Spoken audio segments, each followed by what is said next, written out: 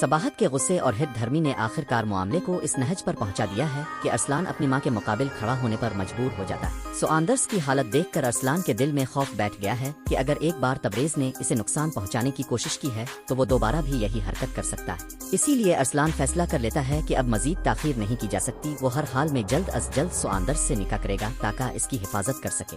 گھر آتے ہی وہ سب کو ایک جگہ جمع کرتا ہے اور دو ٹوک الفاظ میں ماں سے کہتا ہے، امی، اب آپ کو سواندرس کے لیے راضی ہونا ہی پڑے گا، کیونکہ اگر میں شادی کروں گا تو صرف اور صرف اسی سے۔ یہ سنتے ہی صباحت آگ ببولا ہو جاتی ہے اور سخت لہجے میں کہتی ہے، میں نے صاف کہہ دیا تھا کہ یہ رشتہ کبھی نہیں ہو سکتا۔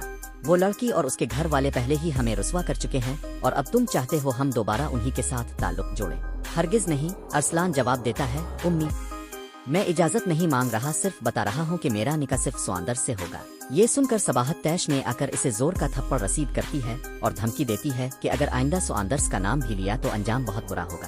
ارسلان غصے سے گھر سے نکل جاتا ہے اور صاف الفاظ میں کہتا ہے کہ اگر گھر والے ساتھ نہ دیں تو بھی وہ اکیلا سواندرس سے نکاح کر لے گا۔ یہ سن کر سب گھر والے حیرت اور پریشانی میں ڈوب جاتے ہیں کہ آخر ارسلان پر ایسا کون سا جادو ہو گیا ہے کہ وہ ہر حال میں سواندرس کو اپنی زندگی کا حصہ بنانا چاہتا ہے۔ نازو اپنی ماں سے کہتی ہے، امی، یہ لڑکی بہت چالاک ہے، بھائی کو اپنے قابو میں کر لیا ہے۔ اگر ہم نے کچھ نہ کیا تو بھائی اسے گھر لے آئے گا اور پھر ہمارا سکون برباد ہو جائے گا۔ یہ سن کر صباحت فیصلہ کرتی ہے کہ اگر ارسلان باز نہیں آ رہا تو وہ خود معاملہ سلجھے گی۔ وہ بہانے سے گھر سے نکلتی ہے اور سیدھی جمیل کے گھر جا پہنچتی۔ جمیل حیرانگی سے کہتا ہے، بہن، خیریت سے آئی ہیں؟ آئیے بیٹھیں، لیکن صباحت غصے میں بھری ہوئی کہتی ہے، میں یہاں بیٹھنے نہیں آئی، صرف یہ کہنے آئی ہوں کہ اپنی بیٹی کو سمجھاؤ وہ میرے بیٹے کا پیچھا چھوڑ دے۔ جمیل نرم لہجے میں جواب دیتا ہے، بہن، یہ دونوں ایک دوسرے سے محبت کرتے ہیں اور شادی کرنا چاہتے ہیں، ہم کون ہوتے ہیں روکنے والے؟